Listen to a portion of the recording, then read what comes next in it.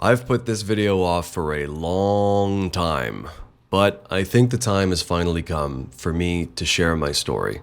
I've really enjoyed making these little narrated Minecraft videos for you all, but before we get too far in, I think I should properly introduce myself, just so you know who it is that's telling you all these personal stories. We're not going to cover my whole autobiography here. Today, I'm just going to tell the story of me as an artist and my journey up until this point. So we begin in elementary school. I wish I could say I was always artistically prone, but I wasted a lot of my early childhood years in a constant, desperate effort to impress my parents and make them proud of me. I was an academic overachiever, I had no social skills, I tried every available Little League sport and sucked at all of them.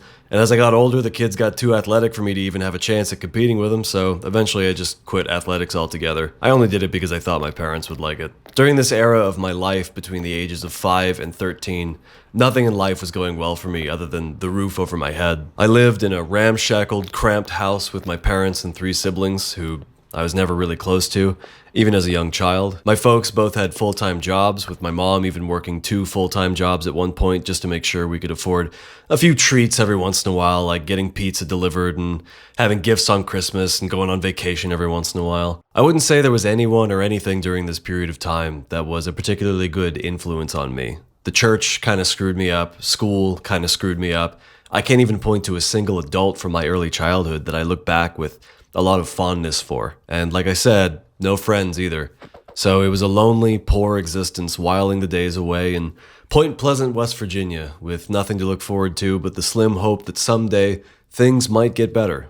But in the thick of the melancholic, repressive forest of confusion that was my youth, I had one thing going for me that provided a necessary escape from the chronic trauma of my youth and kept my childlike spirit alive and cultivated. And that was video games. I have little to no good memories of my early childhood, but to the degree that I do, there's a lot of visions of things like Donkey Kong Country, Pokemon Yellow, Roller Coaster Tycoon 2, Katamari Damacy, Kingdom Hearts 1 and 2, Grind Session, and SSX on Tour. And my very first online game, Left 4 Dead 2. Hey, we're in that place right there. It's called Southern America! Video games were my one escape, my respite from the chaos of my personal life into a world of imagination, creativity, culture, music, and art. If anything kept me held together during this time, it was the handful of video games I was only grateful to have that I scratched to dust with replay after replay. And while on the outside I continued to play the good boy who does what he's told and tries to make everyone happy, inside there was a quiet revolution slowly bubbling as a unique, individualized self was beginning to crystallize in the background of my unconscious mind. At 13 years old, I entered middle school, and my newfound responsibility with choosing what subjects in school to explore, coupled with this quiet appreciation for the world of the imaginative that I had built over the course of my childhood, found me immediately investing myself in as many creative arts programs as were available to me.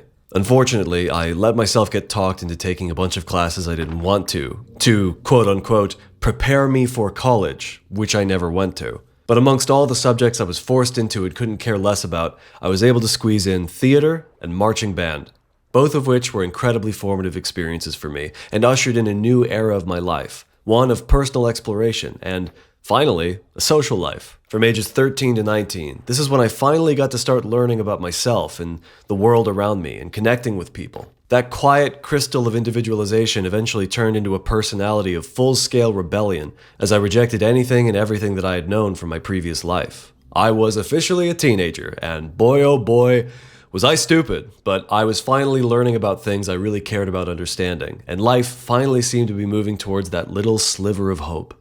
Unfortunately, my process of learning about myself this late in my life, when responsibilities and pressure are so much higher and consequences far more dear than my earlier childhood, it came with many mistakes that made me into a person that I look back on like Kratos looking back on the previous version of himself. What can I say to you? With anger, guilt, and regret.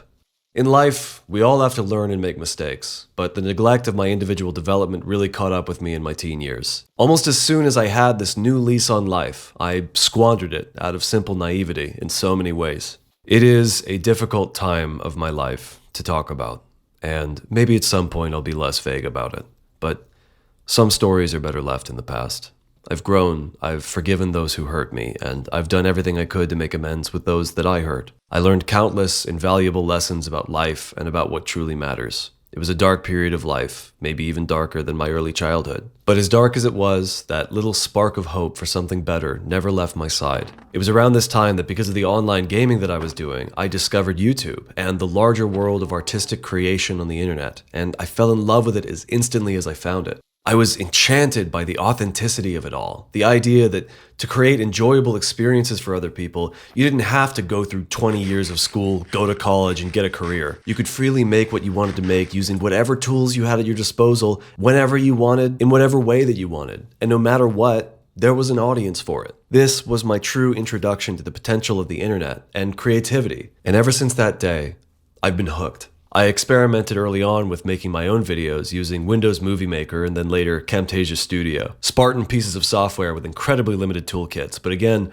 what inspired me wasn't the potential to create art that rivaled traditional media industries. I never cared about that. It was the potential of what could be done with as little as possible. Something that I was very used to. At times, I even got my friends to help me by letting me record them at random times for practically zero explanation just so I could go home and practice the craft making videos that will never see the light of day. Video creation became my new obsession, and most of my free time as a teenager was spent ping-ponging between my two great loves, video games and video editing. By the time I graduated high school, I had achieved a lot as a teenage artist from the middle of podunk nowhere, West Virginia. I'd played live jazz music with a jazz legend. I'd made a name for myself around town for my talents as an actor and a dancer. And in 2015, when I was 19 years old, I became one of the most popular users on an image board called Funny Junk. Something I never really took that seriously until I started getting recognized in public for it. In many ways, I was already living the dream. My basic needs were taken care of, and I was making things. I've been asked what I wanted to do with my life plenty of times by people I knew in real life, and I always gave them vague answers like artist or actor. But the truth is, deep down, I knew there was nothing that I wanted to be that I could really put into words or label with some category of career. I just wanted to get better at everything. I wanted to learn as much as I could about life and use that experience and knowledge and skills to craft these self-made multimedia experiences like the ones that I'd enjoyed all of my life, with every single detail at every level made entirely by me, and hopefully one day in collaboration with other people like me, even if all that meant that the production value would never climb to the heights of what could be achieved by full-scale teams with budgets and corporations. I had spent my whole childhood hiding my real self, and now all I wanted to do was share it in the most spectacular way I could. A celebration of who I really was, the person I'd hidden from the world out of fear all of my life.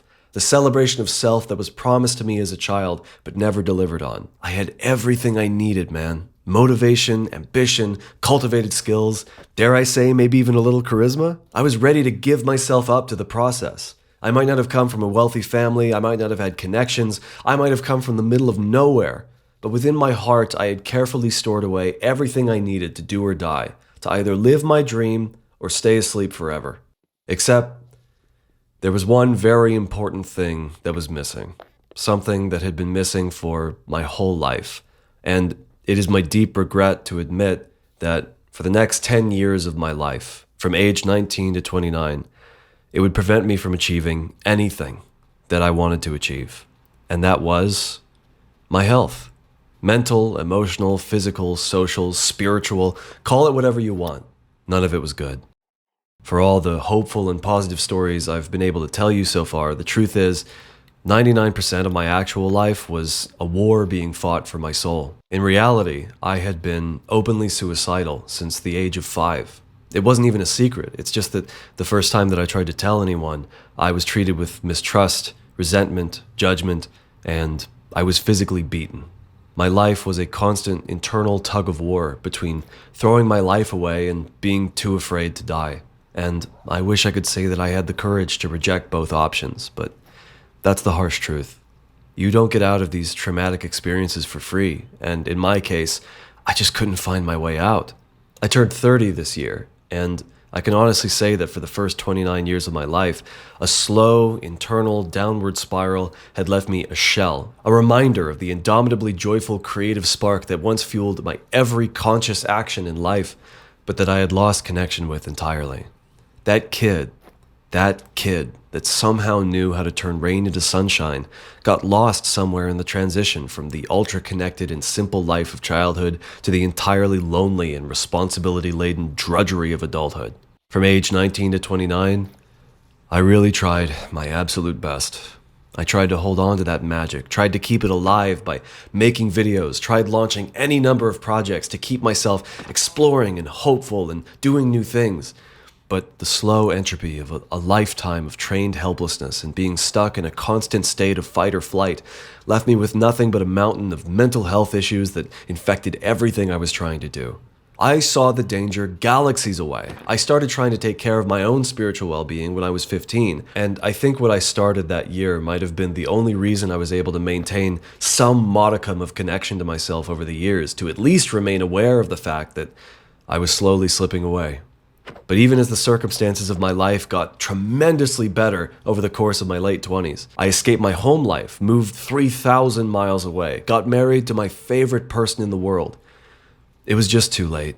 The damage was done, and I was only left to pick up the pieces and try to put them back together into something vaguely Charles-shaped. It was 10 long, grueling years of slowly losing everything that I cared about and watching myself with grief and disappointment as I slowly became incapable of being the person I knew I could be, and all the while feeling the weight of responsibility bearing on my shoulders as I watched myself abdicating that responsibility to the wonderful person that I knew I could be for a lifestyle of avoidance and victimhood.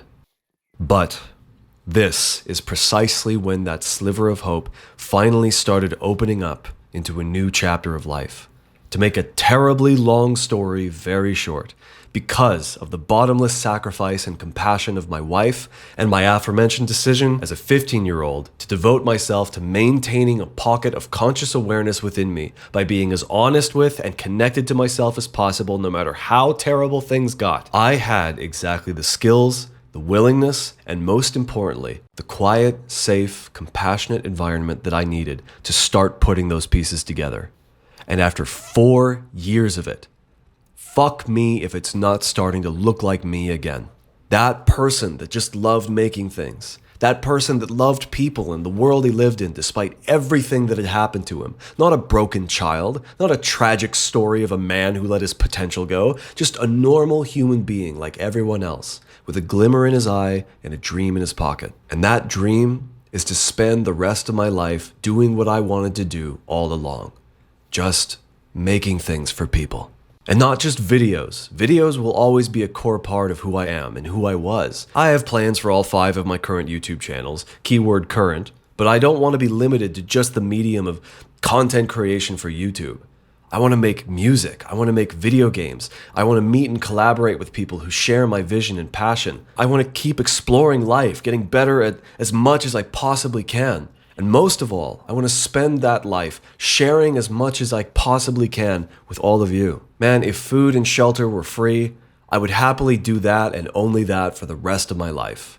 But it's 2025, and I have to accept, just like everybody else, that I live in a capitalistic society. And until that changes, I have to turn a profit, or I'll lose the freedom to do what I love. That's just the game. And I tried to fight the reality of that for so long that I didn't realize I was fighting a stupid battle against an inevitable opponent.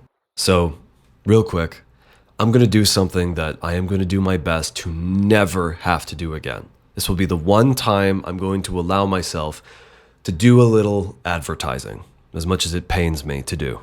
If you are a fan of my content, if you like this video, if you just feel like being a good Samaritan, here's how you can help me achieve my dreams.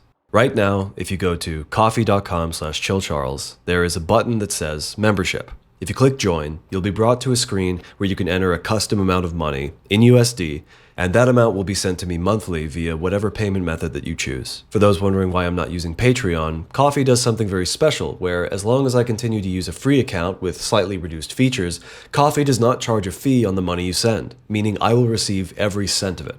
The only downside is that if I ever change where that money is sent to, like if my PayPal got hacked and I had to change it, everyone would have to resubscribe to my Coffee in order for it to update to a new payment method. So keep that in mind for the future, just in case anything happens. Now, you can pledge any amount of money you like. I am only going to be thrilled by every cent that gets sent my way. But if you pledge a minimum of $5, you get access to the one and only membership tier I will ever offer, which at the moment just gives you access to a growing library of exclusive videos that you can't find anywhere else. I am going to come right out and say that my long-term goal for this coffee is to be making $2,500 a month. That might sound like a lot, but when you factor in that that is only 2,500 $1 subscriptions or just 500 $5 subscriptions, it's a really achievable goal. This channel has already grown to 600 subscribers, so even if 1/8 of those people decided that they wanted to be $5 subscribers, that would basically cover my groceries, and my wife and I wouldn't have to worry about taking extra shifts and making extra money anymore. If the total amount got to $1,500, which is 300 $5 subscriptions,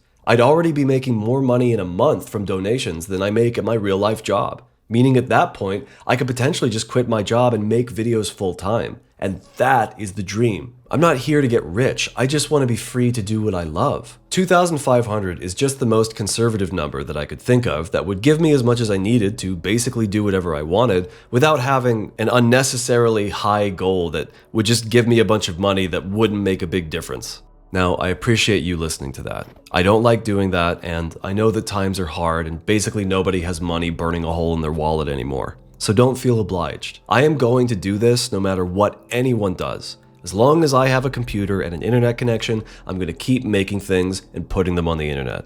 But this is my dream. Not to be rich and famous, not to have millions of viewers, to just be free to make things to the best of my ability, to grow and enhance my skills for the rest of my life, and share what I make with the world until the day that I die. The long dark of my life was never my enemy. It was the crucible that forged me into either sharpening my sense of who I am or shattering under the heat and pressure. I chose the former. I know now who I am and what I want, and it's this. And you can help me make that dream a reality. And even if, despite my best efforts, everything I make from this day forward is a steaming pile of crap sandwich that no one in their right mind would want to take a bite out of, you would still have changed my life. You would have given me everything that I ever wanted. I'm finally ready to be the person I was meant to be. Not a great man, not an artist, not rich or famous or any of that useless, annoying crap. Just, well, Charles. And if you like what I do, but you don't have the means or willingness to support it financially, that's a-okay with me. I'm not here to make it big and waste your time. I'm here to make videos for you to enjoy. Am I going to be good at it? Who knows? Is this even good for me? Who cares? If I have learned anything from my life, it's that life is always the most miserable when you're spending all your time worrying about yourself, instead of just doing the things that you want to do for the world. So take it from me. As long as you all stay connected to yourselves, you're doing all I could ever ask for. It's why I do what I do. I just want to inspire and live in a world where we're all free to be who we are. And just, well, chill. Sorry for being corny, I couldn't resist that one.